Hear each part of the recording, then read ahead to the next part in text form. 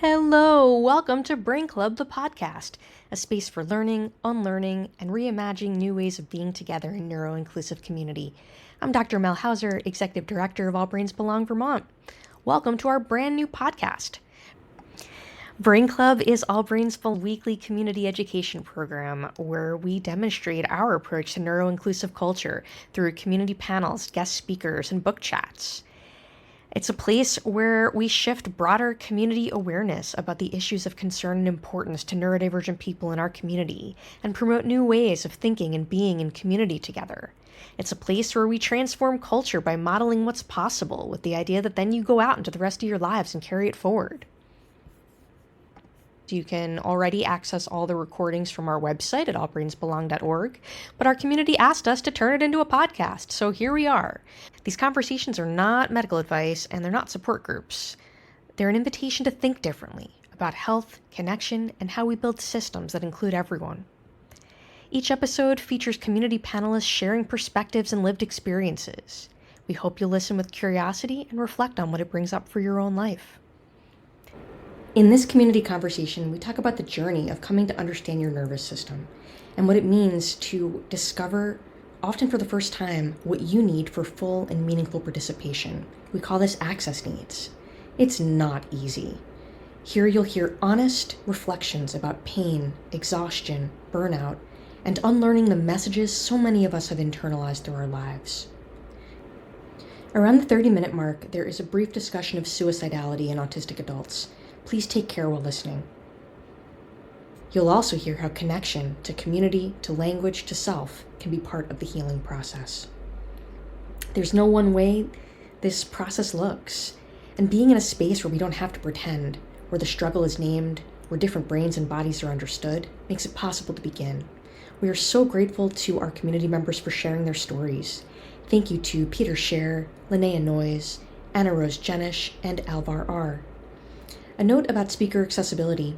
One of our speakers uses a speech-generating device activated by eye gaze. The volume of these segments may be quieter than others, so we invite you to turn up your volume if needed to hear his full contributions. The theme of the month is going to be around nervous system regulation. I wonder if you could say anything about what it's been like to reflect on your own access needs that support your own regulation. It's much easier to see and support someone else with their nervous system dysregulation than it is your own. When it shows up in your own system, your brain is not online to help you with it, particularly. Sometimes it comes around, and I have things like, there are things I know to do, but even the things I know to do, sometimes two or 3 days later, you're like, oh, you could have done that, but didn't happen. A lot of times when we talk about access needs and nervous system regulation and all the things, a lot of times the panelists are people who have been thinking about this for a while, maybe even years. And I think there's a lot of people in the audience who's like, I can't relate to that. I am in chaos.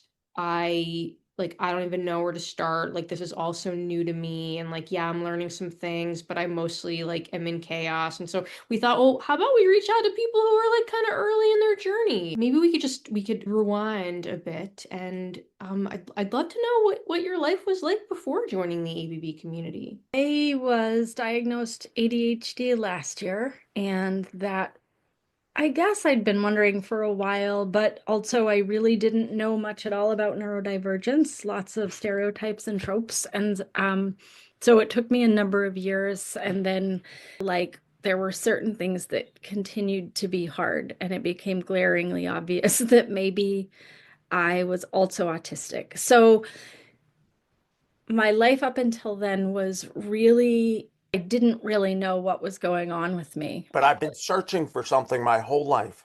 I mean, since I was a little kid. But then as I got older, I've been in therapy my entire life. I had child abuse. And so I focused on that. And then recovery gave me a way to be like introspective and learn a lot about myself. But there was always this huge piece missing. Like people talk about like when they come into recovery, they're like, "Oh my God, I found my family." I was like, "You're a lot like my family that I can say some stuff about me, but there's other stuff." I mean, they say out and out somewhere in the recovery literature that like Bill Wilson, the guy who started AA, is like alcoholics are too sensitive. Those who see my autism diagnosis or my multiple medical diagnoses and decide I must be, quote, too sensitive, an unreliable witness to my own experiences, and or unworthy of their time. It has also been frustrating because while I have sought to educate and understand myself by reading medical research and textbooks from which I was able to communicate my pain and symptoms, I was often told that what I said was happening in my body and brain wasn't in fact happening, or even that it wasn't in fact possible. That's what you guys showed me. That was my I didn't wasn't even totally aware of it, but I always had this voice and I didn't know what masking was. And it hit me in the past few days. It's trying to act like I'm not sensitive. What's really relatively new for me, but seems in my personal life to be showing up in experience after experience after experience. It's like it's the whole thing's starting to unlayer, and it has to do with masking. And so I keep running into it in different contexts. An awareness that I'm doing something that doesn't really support my needs, or saying something that is prioritizing someone else instead of myself. So, and a second way that's coming in is that, I have all the things, and I have a very old accident that still is bothersome. And I'm just beginning to realize how much of the variation in my symptoms is driven by my nervous system. My health had been declining for a couple years, but I couldn't seem to find doctors who were willing to do anything about it. When my therapist at the time was on vacation, I was allowed to meet with their supervisor instead, who ended up sharing all brains belongs all the things resource with me. I recognized so much of what I'd been experiencing in those pages, which eventually led to me becoming a part of the virtual A.B.B. community, as well as deciding to share the resource with my primary care physician.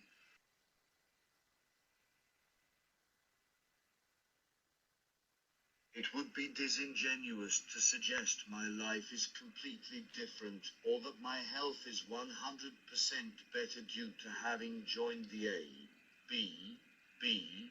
community, though perhaps that more so be the case if I moved to Vermont. LOL. Even so, significant positive changes have taken place in the last year, and All Brains Belong has definitely played a role in that. I'm really sick. I mean, I'm I'm really limited, but I'm happier in a lot of ways than I've ever been, you know? Yeah. In the time I've been coming to All Brains Belong, I became aware that it took a while that maybe being sensitive wasn't a fault, and that it wasn't something, like a character defect. That's what they call things in AA. And somehow I shifted from wanting to fix my sensitivity, realizing my sensitivity was a sign of what I needed.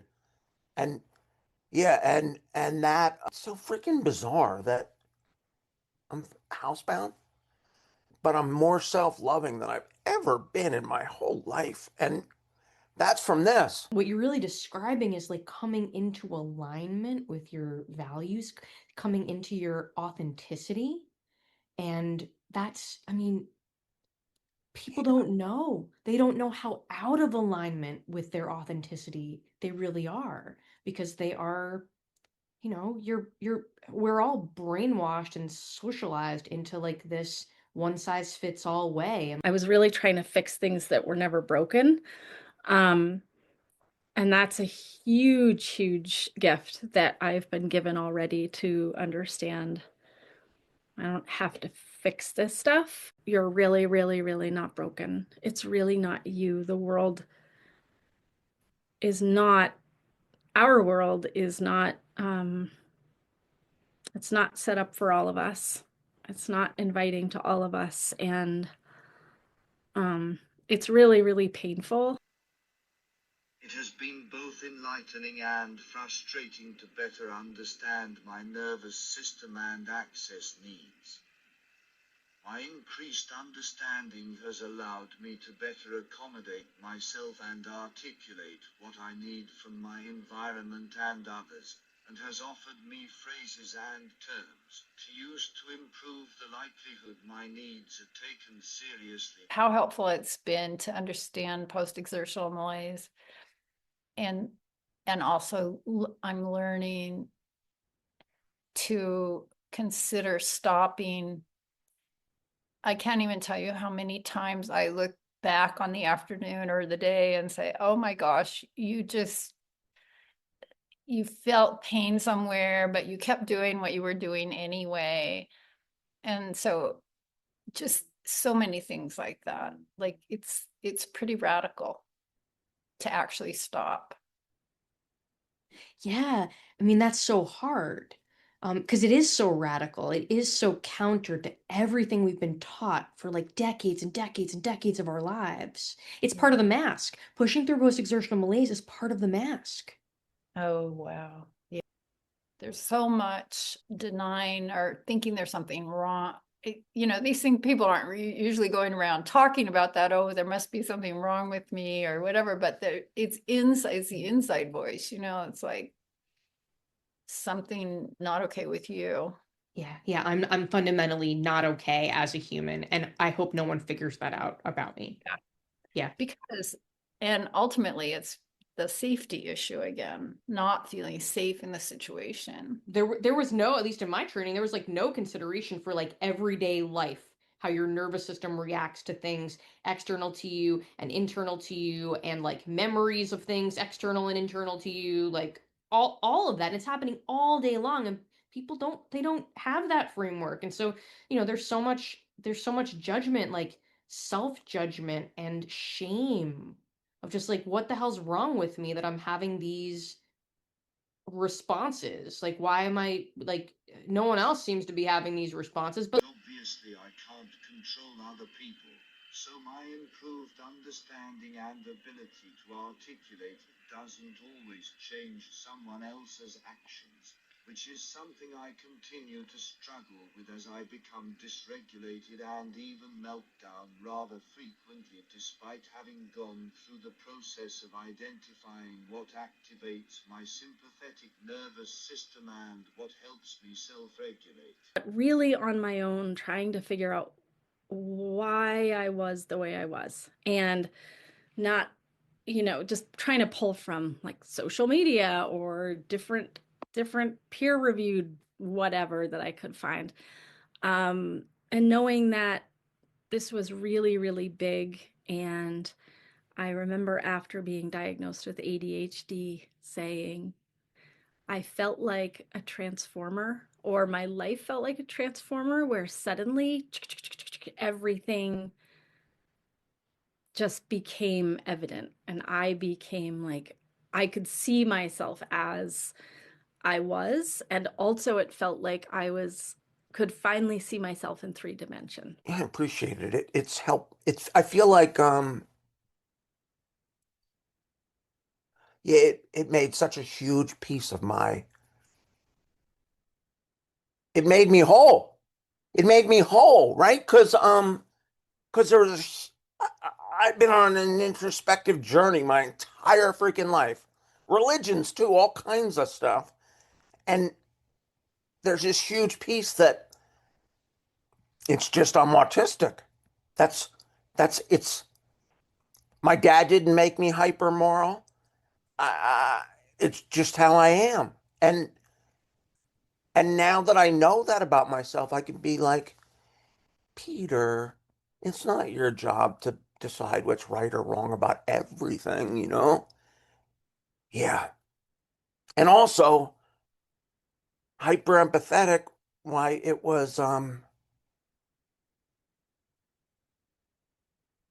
everything makes sense that I was a doctor, that I was really good at it, but it freaking ate me up because I felt every single thing. I don't know. I think professionals who support other people's nervous systems, I think we mask more than anyone. Yeah, I'm shocked at how when something first gets your attention and you really start to look at it, and then it starts showing up in your dreams and it starts showing up in, it showed up this morning, in a work situation. So it's and I'm grateful. I can say that. So grateful to see it at last, because I can also feel the toll it takes on your body and your nervous system to be that vigilant and careful about what comes out of your mouth, you know? Absolutely. And I think that um, you know, like those of us with all the things, I think in many ways when we don't pay attention to our nervous systems, it's our immune system that's like, I'll show you. You will pay attention to me. Difficult to look back at all of the suffering I endured and time lost having to wait until encountering All Brains Belong last year, when I was finally able to see my body and brain reflected and be able to learn more about how they function, as well as more about my access needs and autonomic nervous system specifically. Overall, what I've learned and the understanding I've gained has helped me in my own efforts to improve my health and keep myself regulated, as well as helped me to advocate for. Ideally, I would avoid environments and situations that are unsafe, but that's not possible for me right now. I don't yet have an effective solution to this ongoing challenge, but I decided that naming it could be helpful for those with a similar experience who may be feeling bad about their inability to eliminate dysregulation. And I'm slowly learning to connect with others around it. I'm realizing why it's been hard for me to trust kind of general social interactions a lot of the time. And I'm just allowing myself to ease gently into it, even though, top down, I know this is a very safe community, but still these reflexes of. While I continue to be isolated most of the time, I'm now a part of the ABB community and enjoy connecting with and learning from people with similar lived experience each week at Brain Club, which has become something I look forward to every Tuesday. At Brain Club, I have been learning techniques for better self-management of my symptoms, and that I'm not alone in my challenges and experiences, which has encouraged me to work towards greater self-compassion as opposed to internally berating myself with the negative things I've been told about how and who I am instead. I need like constant feedback of like where I am in time and space and relationship because I can't tell otherwise. And I think that signal thing, I think that probably applies to so many things. Like what happens when like I'm at a staff meeting and everybody has their screen off because like that's what people are more comfortable doing. But then I'll ask a question and like radio silence, like crickets, and it's like, did I say the wrong thing? It's the experience of being a late identified neurodivergent person. I think that's just what goes on. And it may always be that way.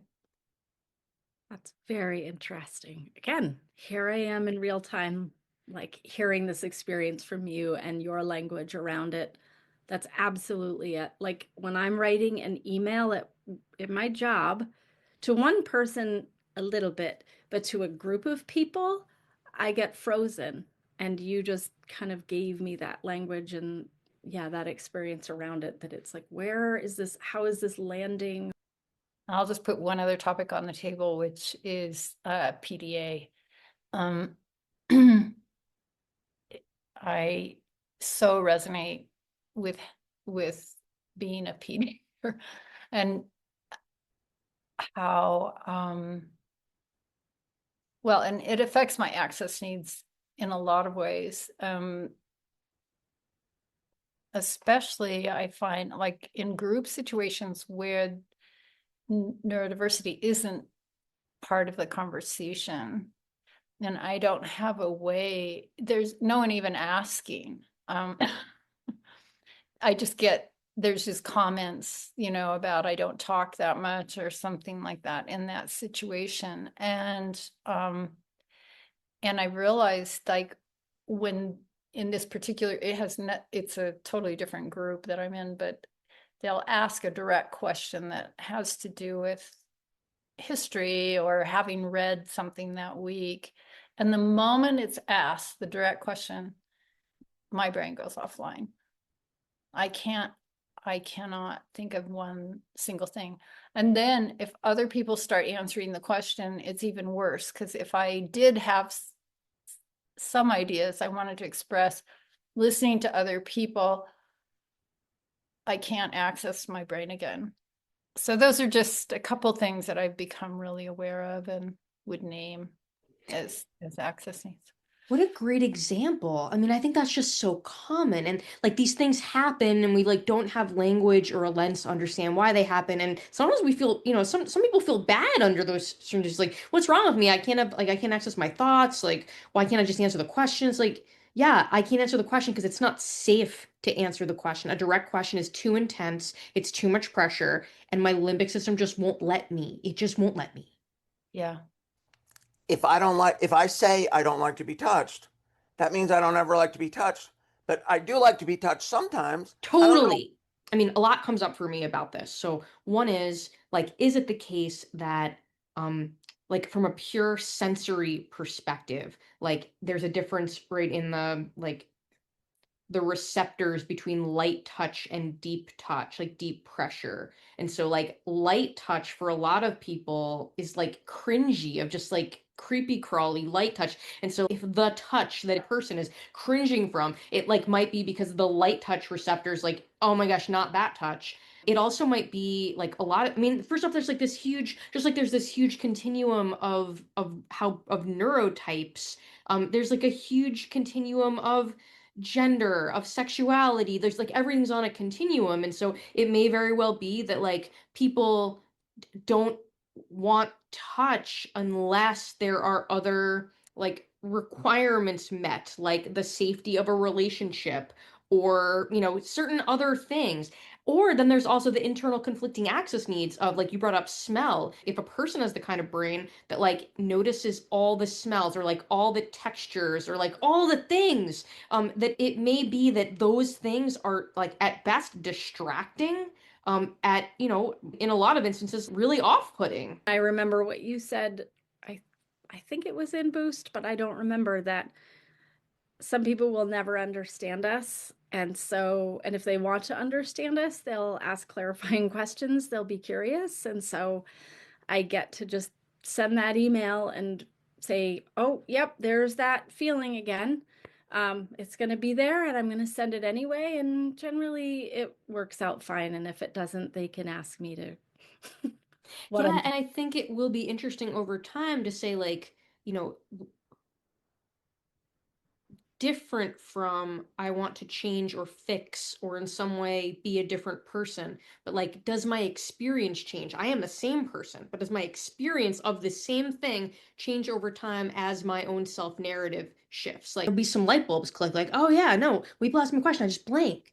Yeah, I mean, I've been doing that since elementary school. My nervous system doesn't feel safe to be asked questions while other people are waiting for me to answer. That's it. Exactly. And it just is. That's how our brains work. Yeah. But maybe I like want to make sure I'm not in those situations. Maybe I want to say ahead of time, can you, if you're going to ask some questions in this group, can you send them ahead of time? Or, Yeah. Things like that definitely help. and you get to do that. Like you get to ask for what you need. I would just shut down and wouldn't be able to talk. Like I, Yes. Yeah, that's how I got my autism diagnosis, was that. oh, so my story about that was that I was being a dickhead. It's the blue screen of death on your computer, like when the whatever the part of the computer that gets too hot and overheated and it like blue screens to like shut down so it doesn't catch on fire. I think our brains do that. But like that's the narrative of like, somebody observes that, they make up a story about that and they tell you that that's your story. You don't care about other people. It's like that could not possibly be You're part of being your passive aggressive or something. Yeah, yeah. Like there's all these things that like when viewed through the lens of nervous system regulation, it's like, oh, this is like what you observe from the outside. That is just the nervous system manifesting like the underlying physiology. So like, oh, I'm having a nervous system response. And so like what you see is the consequence of the nervous system response. But like we didn't grow up thinking about nervous systems. Like we didn't know we had them. The reality of our biological selves and the needs that are actually wired into our system. And early co-regulation is one of those. And a lot of people didn't get it.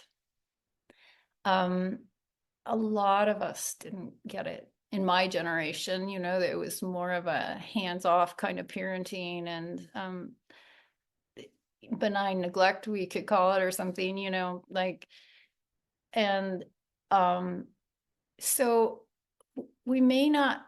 And then there's judgment around needs too, that we're broken in some way, like and that isn't the case, so if people are wondering like what's going on with them, I just think diving in deeper and just see what this system in particular, what ABB has to offer, if they have, if they have access to that, explore it and see what resonates, because you'll run into it, if it's happening for you. Totally. And I think that like sometimes like a program like Brain Club or group medical appointments, or there's other people sharing, that's the oblique angle for the PDA, or for whom it's too intense and too direct to be for somebody to like walk you through self-reflection, like where it's not your idea or something, as opposed to like somebody else is talking about themselves and you have your own autonomous appraisal of how something applies to you or not, that you run with or not. That's right. And that's a huge, huge gift that I've been given already, to understand I don't have to fix this stuff.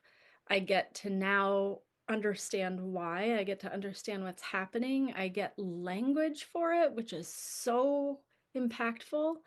I get to hear other people talking about their experience, and I get to have the tools to help myself and to think about things. Again, I'm like another special interest is like disability rights, and I never thought that I had access needs and that I had a right to them. And now I get to slowly reframe for myself. We're not broken. We're not broken, and there are ways we can ask for needs, for our needs to be met, to expect that our needs will be met, that these are indeed access needs, and that I get to learn what they are and I get to ask for them. And if I don't get them, I get to figure out how I can pivot my own life. So it's really empowering. I can very much empathize with and relate to those feeling stuck, overwhelmed, and or burned out. I suppose my advice consists of 3 parts. 1. Identifying your access needs is important, but it won't help unless you actually accommodate yourself and surround yourself with people willing to accommodate you, which I've personally found to be more difficult than the initial identification requiring unlearning the messages that have been taught to most people over the years. 2. Finding and engaging with community is essential so that you're able to realize you're not alone, which helps with self-compassion, and so that you can learn practical tips from others with similar challenges, which helps with the numerous aspects of chronic illness and neurodivergence that are difficult even without discrimination, internalized ableism, and/or generalization. While I personally ruled out suicide as an option several years ago, after experiencing too many new and ongoing health issues from surviving attempts I scientifically shouldn't have. Since suicide continues to be a statistically significant cause of death for autistic and otherwise neurodivergent individuals, I will close with sharing the advice I've often offered to those understandably struggling with existence in a world too often downright hostile to us. I won't claim that your life will be 100% better tomorrow or even next year, and I likewise won't try to convince you that your life will for sure get and stay better. I also won't attempt to guilt you into staying, but rather I invite you to be curious about what could be.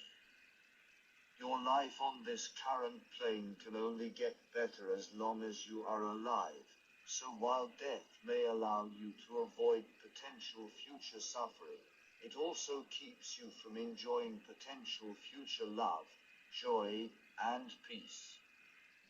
Whatever your reason for holding on, whether seemingly big or small, I hope you will stay alive long enough to meet folks who respect and love you for all of you, and, just as importantly, long enough for you to appreciate your own inherent value and worth.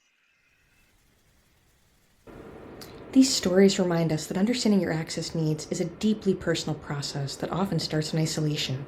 But it doesn't have to stay this way.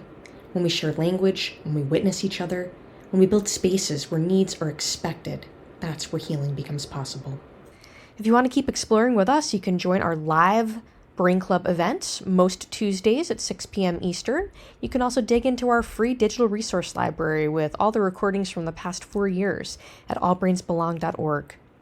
You're not alone, and we're glad you're here. See you next time.